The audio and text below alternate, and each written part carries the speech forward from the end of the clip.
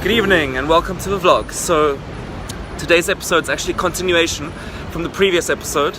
Quick recap on what happened there. So in the previous episode I went to the top of a rooftop at Regent Street to photograph some flags that were commemorating the 250th anniversary of the Royal Academy of Arts. So after that event, the organizer actually invited me to attend the opening of said gallery, and that's where we're headed right now. So I guess that recap wouldn't have been needed if you had been subscribed already. So spare me those recaps in future and hit that subscribe button below, and you won't miss a thing, and I won't have to do recaps. Just kidding. Now that's what's happening right now. I'm gonna head over to this gallery opening, take you guys with me, and show you what that's all about. So I guess this vlog's gonna be a little bit different to my other vlogs because it's not solely focused on behind the scenes photography. There'll be a little bit of that later because I do want to keep true to my theme, but yeah, I want to incorporate a bit more of like a gig guide, things happening in London, and things you can do and excursions you can do around London. So it's kind of taking a bit more of that theme and that route today, but yeah, of course I'm definitely interested in photography and always try to take every opportunity to get a good photo as well. So got some ideas in mind for that later, but first let's go appreciate some art.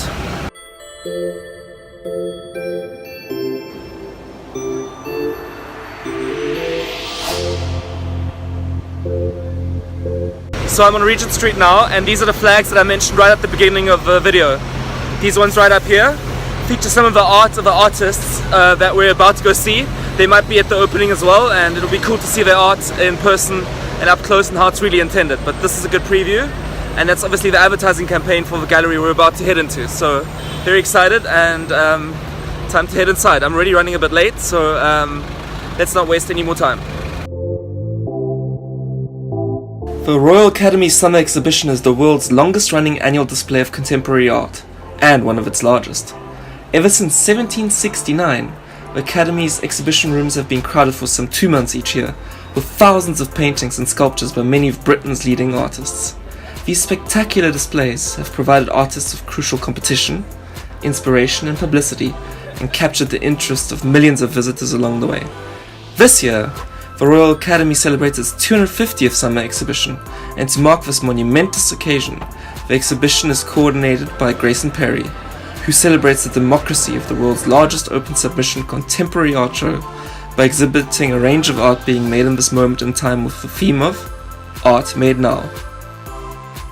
A few moments later.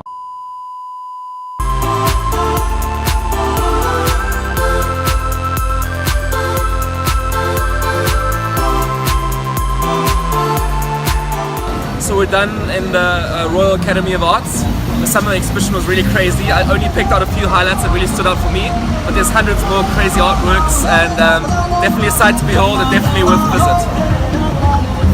Thanks Rickshaw Man for all the noise. Anyway, so we're done with the art gallery, and here we are on Regent Street.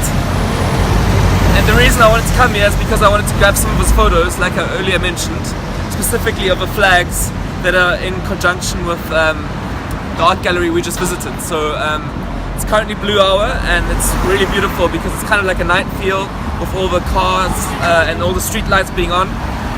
And yeah, so I really like the mood of the blue hour, and that's why I went out with my camera and wanted to get some photos. So these aren't very easy conditions to get a photo in, and I want to talk you through my thought process and all the settings I've used with my lens and the camera to get the perfect shot. So I wanted to catch some buses in my shots, and they're going to be fast moving, which means I needed a certain shutter speed, and because I want to freeze the motion, so I needed a 1/100th of a shutter speed just to get that motion really crisp, which only left me with aperture and ISO to adjust to get my exposure just right.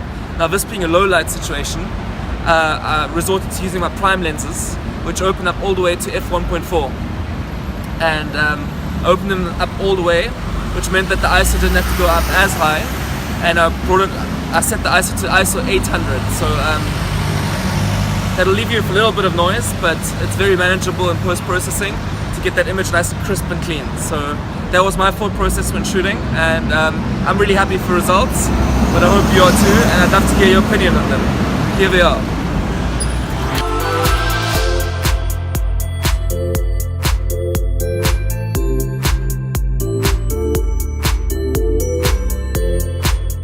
So if you're wondering who did those perfect cinematics and filmed me my previous scene while I was standing so free, that's my good friend Laku over here. By the way, she also takes beautiful photos of London, all over England and all over the world really. So if you're interested in taking a look at those, to head over to her Instagram feed. I'll link that here somewhere and in the description below. Definitely worth checking out her gallery. And with it turning into night now and it's turning black, which isn't really 100% my style, I think we're done shooting and we're going to call it a day.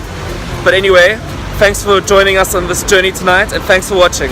And if you like that video, be sure to like, comment and subscribe. And I hope to see you in the next video. Good night.